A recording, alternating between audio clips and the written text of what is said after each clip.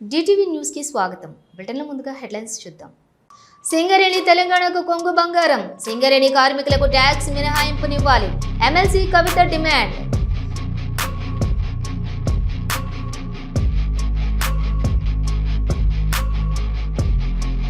రాష్ట్ర ఆర్థిక పరిస్థితిని వైసీపీ ప్రభుత్వం పూర్తిగా నాశనం చేసింది. గత ప్రభుత్వంపై మంత్రి నిమ్మల రామానాయుడు విమర్శలు.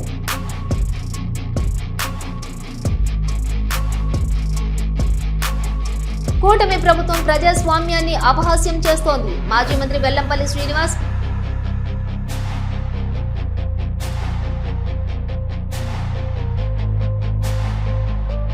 ఉమ్మడి వరంగల్ జిల్లా సాగునీళ్ల గోస తీరనుంది. దేవాదుల ప్రాజెక్టుపై సమీక్షా సమావేశం. పాల్గొన్న డిప్యూటీ సీఎం మరియు మంత్రులు.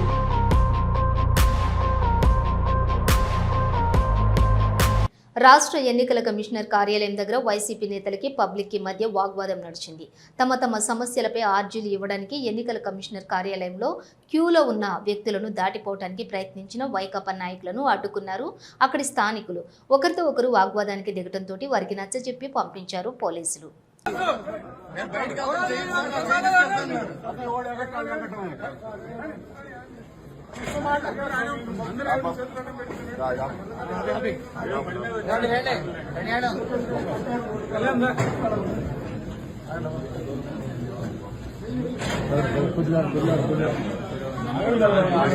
నిన్న తాచేపల్లిలో ఒక ఇంటర్ విద్యార్థిపై జరిగిన అఘాయిత్యాన్ని తీవ్రంగా ఖండిస్తున్నామని, ఇంటర్ విద్యార్థిపై సీనియర్ విద్యార్థులు అమానుషంగా కొట్టడంపై చర్యలు తీసుకోవాలని కోరారు మాజీ ఎమ్మెల్యే కాసు మహేష్ రెడ్డి. ఇటువంటి ఘటనలు మళ్లీ పునరావృతం కాకుండా ప్రభుత్వం చర్యలు తీసుకోవాలని, ఎందుకంటే విద్యాశాఖ మంత్రి లోకేష్ ఆయన శాఖ తప్పితే మిగతా అన్ని శాఖలు చూస్తున్నారు, కానీ ఆయన మంత్రిగా ఉన్న శాఖలో మాత్రం ఏం జరుగుతుందో కూడా ఎవరికీ అర్థం కావట్లేదని విమర్శించారు కాసు మహేష్ రెడ్డి. నిన్న దాచేపల్లిలో ఒక ఇంటర్ విద్యార్థిపై జరిగిన అఘాయిత్యాన్ని తీవ్రంగా ఖండిస్తున్నాం. ఒక ఇంటర్ విద్యార్థిపై సీనియర్ విద్యార్థులు అమానుషంగా అతన్ని కొట్టడం, చివరికి ఎలక్ట్రికల్ షాక్ ఇచ్చారనే వదంతులు కూడా వస్తున్నాయి. ఇటువంటి ఘటన పునరావృతం కాకుండా ఈ ప్రభుత్వం చర్యలు చేపట్టాలి. ఎందుకంటే విద్యాశాఖ మంత్రి లోకేష్ గారు ఆయన శాఖ తప్పితే మిగతా అన్ని శాఖలు చూస్తున్నాడు. ఆ శాఖలో ఏం జరుగుతుందో ఎవరికి అర్థం కావట్లేదు. గతంలో చదువుకుంటున్న విద్యార్థులు చాలా మంది డ్రాప్ అవుట్ అవుతున్నారు. ఈరోజు స్కూళ్ళు ఆపేస్తున్నారు, డబ్బు లేక, లేదే సరైన సదుపాయాలు లేక. లేదు, ఇటువంటి ఘటనలు చూస్తుంటే పిల్లల తల్లిదండ్రులకి భయం వేస్తుంది.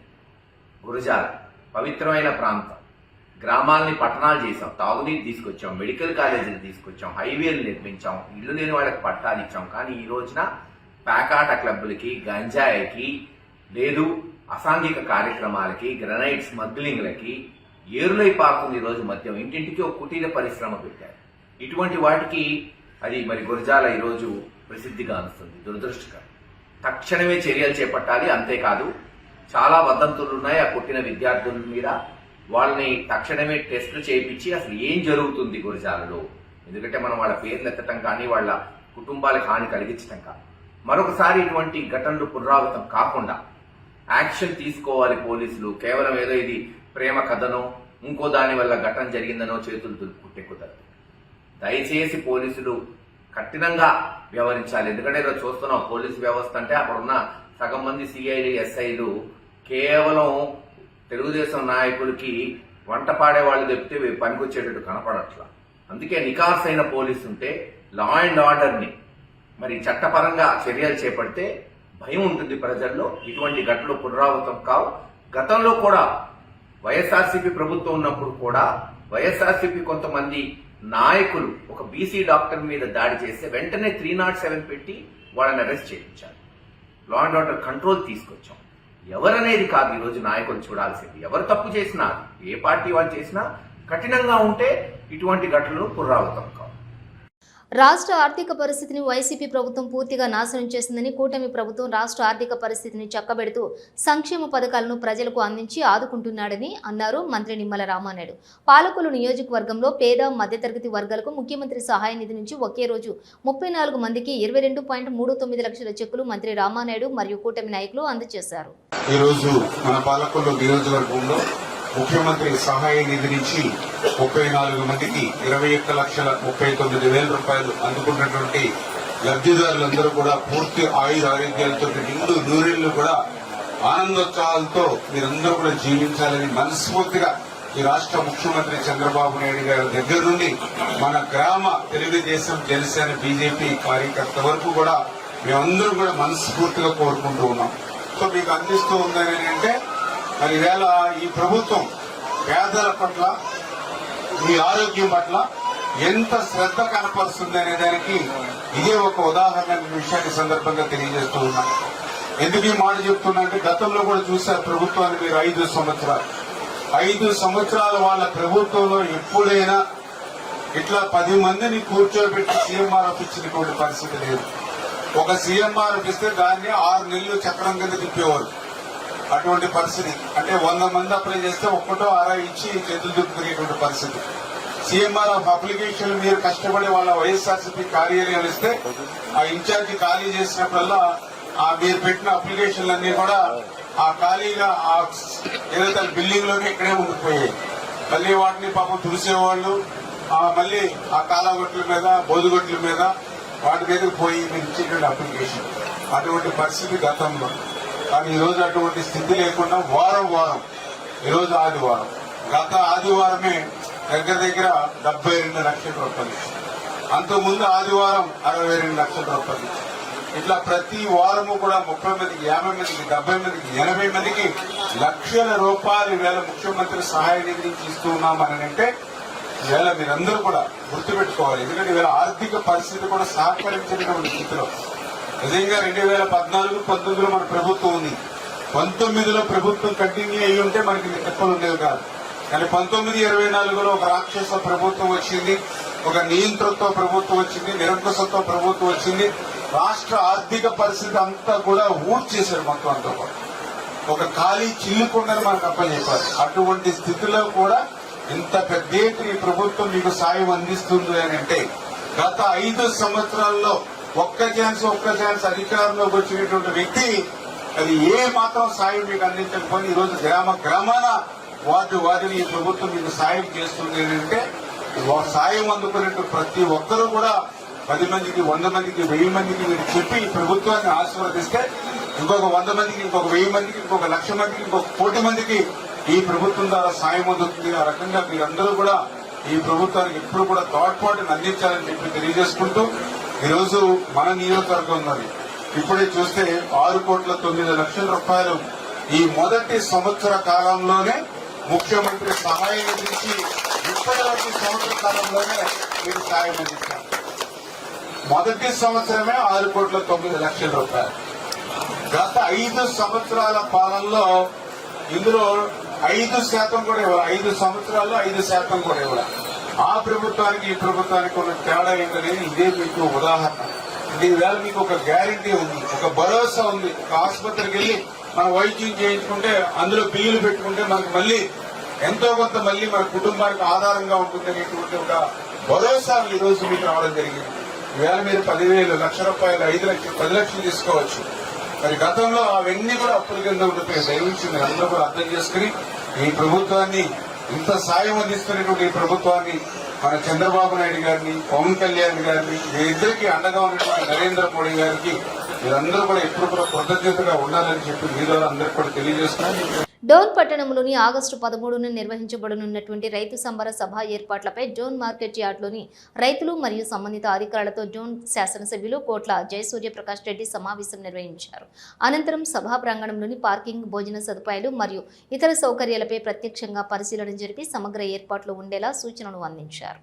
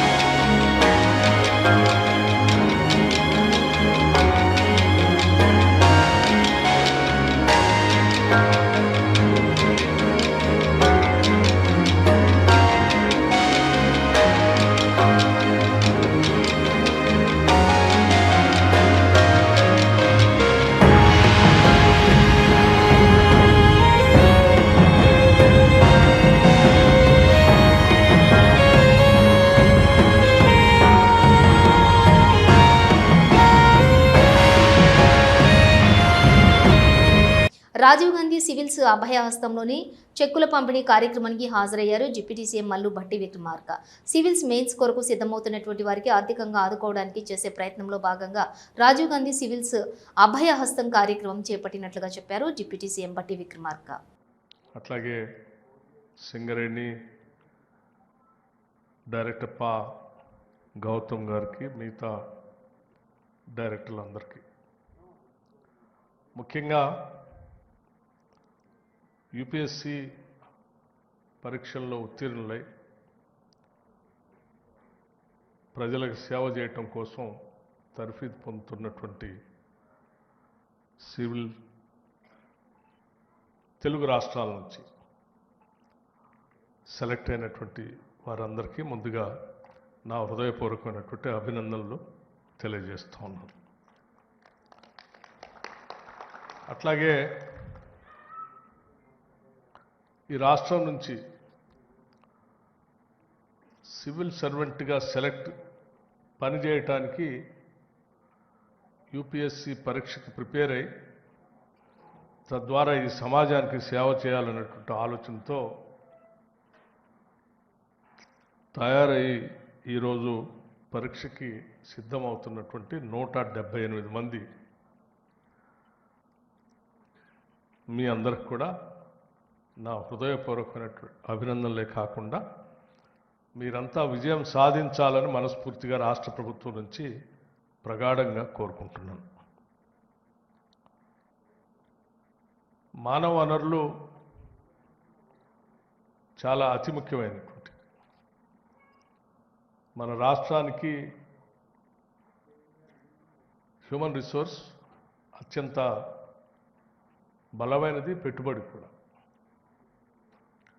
ఇటువంటి హ్యూమన్ రిసోర్స్ని ప్రాపర్గా ప్లాన్ చేసుకొని తర్ఫీదు ఇప్పించి సానబట్టిన వజ్రాల్లాగా తయారు చేస్తే ఈ రాష్ట్రానికి పెద్ద ఎత్తున ఉపయోగపడతారనేటువంటి ఆలోచనతోనే ఈరోజు రాష్ట్ర ముఖ్యమంత్రి రేవంత్ రెడ్డి గారి నాయకత్వంలో ఉన్నటువంటి ప్రజాప్రభుత్వం ఇందిరమ్మ రాజ్యం ఆలోచన చేసి దేశంలోనే అత్యున్నతమైనటువంటి యూపీఎస్సీకి ప్రిపేర్ అవుతున్నటువంటి తెలంగాణ విద్యార్థులకి ఎంతో కొంత మనం ఆర్థిక సహాయాన్ని అందించగలిగితే వారు ఎంచుకున్న లక్ష్యాన్ని చేరుకోవటానికి మనం కూడా కొంత సహాయం చేసినట్టుగా ఉంటుంది. మనం చేసే సహాయమే మొత్తం సహాయం కాకపోయినప్పటికీ కొంత మనోధైర్యాన్ని, కొంత ఉపశమనాన్ని కలిగించడానికి ఉపయోగం ఉంటుంది. కాబట్టి తప్పనిసరిగా మన రాష్ట్ర తరఫున చేయాలన్నటువంటి ఆలోచనతోనే రాజీవ్ గాంధీ సివిల్ సర్వీసెస్ అభయహస్తం అని ఓ పథకాన్ని తీసుకొని జనసేన కేంద్ర కార్యాలయంలోని హెలీప్యాడ్కి తెలంగాణ మంత్రులు చేరుకున్నారు. ఓ ప్రైవేట్ కార్యక్రమం నిమిత్తం మంగళగిరి విచ్చేసిన తెలంగాణ రాష్ట్ర ఉప ముఖ్యమంత్రి మరియు మంత్రులకు ఆంధ్రప్రదేశ్ డిప్యూటీ సీఎం పవన్ కళ్యాణ్ తరపున స్వాగతం పలికారు ప్రభుత్వ విప్ పిడుగు హరిప్రసాద్ మరియు జనసేన పార్టీ నాయకులు.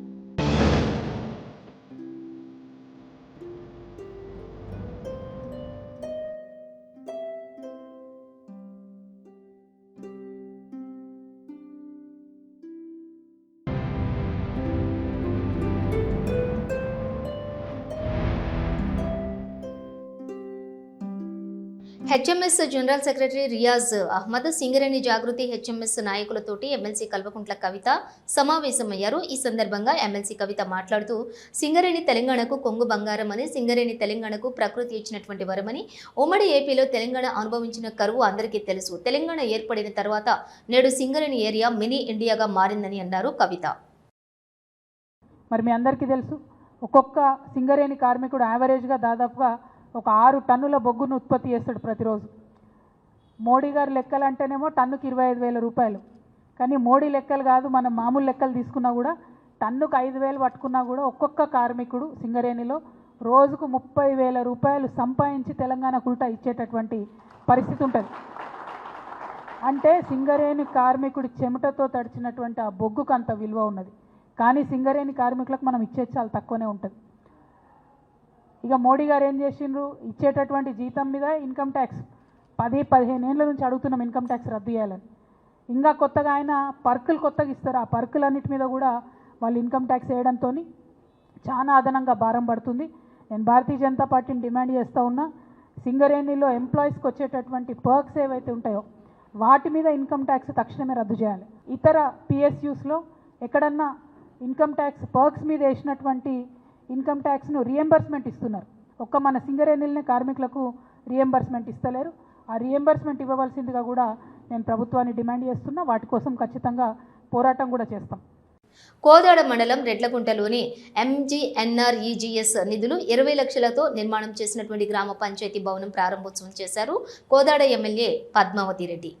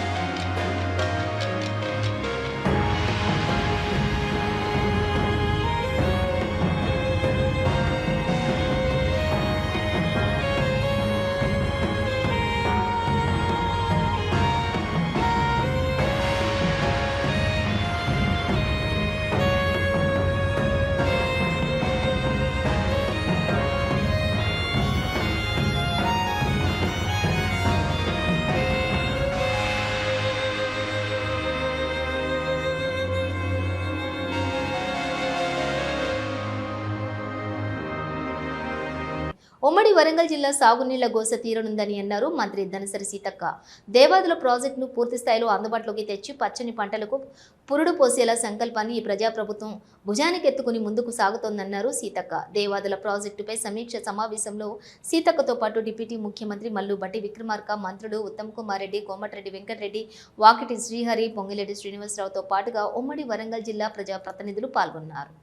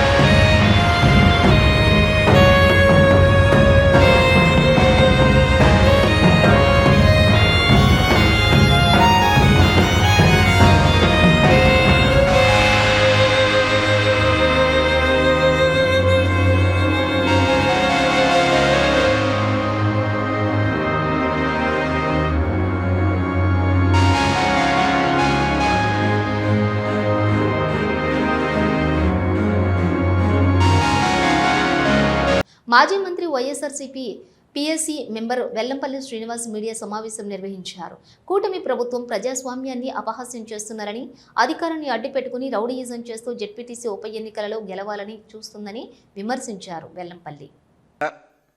ప్రజాస్వామ్యాన్ని అపహాస్యం చేసే విధంగా ప్రశాంతమైన వాతావరణంలో జరగాల్సిన ఎన్నికల్ని రౌడీయిజం ద్వారా ఉన్న అధికారాన్ని అడ్డం పెట్టుకొని అధికారాల ద్వారా ప్రతిపక్ష పార్టీని ఏదైతే వైఎస్ఆర్సీపీ పార్టీ నాయకుల్ని కేసులు పెట్టే విధంగా 10,000 ఓట్లు జరగాల్సిన పోలింగ్లో 100 మంది మీద బైండ్ ఓవర్ కేసులు పెట్టి రేపు ఎన్నికల్లో వీళ్ళెవరూ కూడా పార్టిసిపేట్ చేయకుండా, అంటే ఎన్నికల్లో బూత్ ఏజెంట్లుగా కావచ్చు, పార్టిసిపేట్ చేయకుండా వాళ్ళని బయటికి రానివ్వకుండా చేసే విధంగా అరాచకంగా చేస్తున్న కార్యక్రమాలు మనం చూస్తున్నాం. గత వారం రోజుల నుంచి చూసుకుంటే గనక పులివెందులు అనేది ఒక ప్రశాంతమైన వాతావరణంలో స్వర్గీయ వైఎస్ రాజశేఖర రెడ్డి గారి దగ్గర నుంచి ఈరోజు జగన్మోహన్ రెడ్డి గారి వరకు కూడా అభివృద్ధి అంటే పులివెందులు అనే విధంగా దాన్ని అభివృద్ధి చేశారు. అటువంటి పులివెందుల్లో చంద్రబాబు నాయుడికి, తెలుగుదేశం పార్టీకి ఎక్కడ కూడా స్థావరం లేదని తెలిసి ఈరోజు అధికారాన్ని అడ్డం పెట్టుకొని పులివెందుల్లోని ప్రశాంత వాతావరణాన్ని పక్కన పెట్టి అక్కడ అరాచకవాదుల్లాగా ఒక సందుకు ఒక మంత్రి, 10 ఇళ్లకు ఒక ఎమ్మెల్యే, ప్రతి ఇంటికి ఒక కార్యకర్తను పెట్టి మన టీడీపీ నాయకులు చాలా బలవంతంగా ప్రజల్ని అక్కడ ఇబ్బందికరం ఉండే పరిస్థితిలో ఎన్నికలు జరపాలని ప్రయత్నం చేస్తున్నారు. లోక్సభ ప్రతిపక్ష నాయకులు రాహుల్ గాంధీ, ఏఐసిసి అధ్యక్షులు మల్లికార్జున ఖర్గే, ప్రియాంక గాంధీ ప్రతిపక్ష ఎంపీల అప్రజాస్వామిక అరెస్ట్ను తీవ్రంగా ఖండిస్తున్నామని అన్నారు మంత్రి పొన్నం ప్రభాకర్. దేశవ్యాప్తంగా భారత్ జోడో నఫరత్ జోడో ప్రజాస్వామ్యాన్ని, రాజ్యాంగాన్ని కాపాడాలని పోరాటం చేస్తున్న రాహుల్ గాంధీ ఓట్ల చోరీపై పోరాటం చేస్తున్నారు. శాంతియుత ర్యాలీ ద్వారా ఈసీకి వినతి పత్రం సమర్పించాలని భావించిన మా నాయకులను అరెస్ట్ చేయడం సరికాదు. దీనికి బీజేపీ ప్రభుత్వం మూల్యం చెల్లించుకోక తప్పదు అని అన్నారు మంత్రి పొన్నం. దేశంలో ప్రజాస్వామ్యాన్ని కాపాడడానికి ఇప్పటికే జై బాపు, జై భీమ్, జై సంవిధాన్ పేరు మీద దేశవ్యాప్తంగా భారత్ జోడో నఫరత్ జోడో ప్రజాస్వామ్యాన్ని, రాజ్యాంగాన్ని కాపాడాలని పోరాటం చేస్తున్న రాహుల్ గాంధీ గారు ఓటు చోరు మీద, ఓట్లకు సంబంధించిన ఓటర్ లిస్టు అవకతవకల మీద ఒక ఆటం బాంబులాగా వాస్తవాలను పేలిస్తే జీర్ణించుకోలేని బీజేపీ దాన్ని నిరసన చెప్పేటువంటి అవకాశాన్ని కూడా కాలరాస్తూ రాహుల్ గాంధీ గారిని, ప్రియాంక గాంధీ గారిని, ఖార్గే గారిని, మిగతా విపక్ష ఎంపీలను అరెస్ట్ చేయడాన్ని తీవ్రంగా ఖండిస్తూ ఉన్నాం. ఇది అప్రజాస్వామిక అప్రజాస్వామికమైనటువంటి చర్య. దీనివల్ల ప్రజాస్వామ్యానికి తప్ప ఈరోజు దేశంలో ఎటుపోతుందో అనేటువంటి ఒక ప్రశ్న ఉత్పన్నం అవుతున్నటువంటి పరిస్థితి వల్ల. కాబట్టి వెంటనే వాళ్ళందరినీ విడుదల చేయడంతో పాటుగా నిరసన చెప్పుకునే హక్కును, లేదా రాహుల్ గాంధీ గారు లేవనెత్తిన అంశాల మీద సరిదిద్దుకునేటువంటి కార్యక్రమం చేపట్టాలి తప్ప అణిచివేత, ప్రజాస్వామ్యానికి విఘాతం కల్పించే పనులు చేయడం ద్వారా గొప్పగా మేమేదో విజయాన్ని సాధించడం అనుకుని రాక్షసానందం పొందడం సరికాదు. అమిత్ షా, నరేంద్ర మోడీలకు, బీజేపీ ప్రభుత్వానికి అని సందర్భంగా హెచ్చరిక చేస్తూ ఉన్నాం. జనసేన జనవాణి కార్యక్రమంలో భాగంగా ఈ రోజు మంగళగిరిలో జనసేన పార్టీ కేంద్ర కార్యాలయం నందు వివిధ ప్రాంతాల నుంచి వచ్చిన వారి సమస్యలను తెలుసుకుని వారి దగ్గర నుండి నేరుగా ఆర్జీలు స్వీకరించారు ఉంగుటూరు ఎమ్మెల్యే పచ్చమట్ల ధర్మరాజు. ఈ సందర్భంగా వినతుల రూపంలోని ఎమ్మెల్యే ధర్మరాజు దృష్టికి పలువురు తీసుకువస్తున్నటువంటి సమస్యలపై ఎమ్మెల్యే స్పందించి తీసుకున్న ఆర్జీలను పరిశీలించి సంబంధిత అధికారులతో మాట్లాడి సమస్యలను పరిష్కరిస్తామని వారికి హామీ ఇచ్చారు.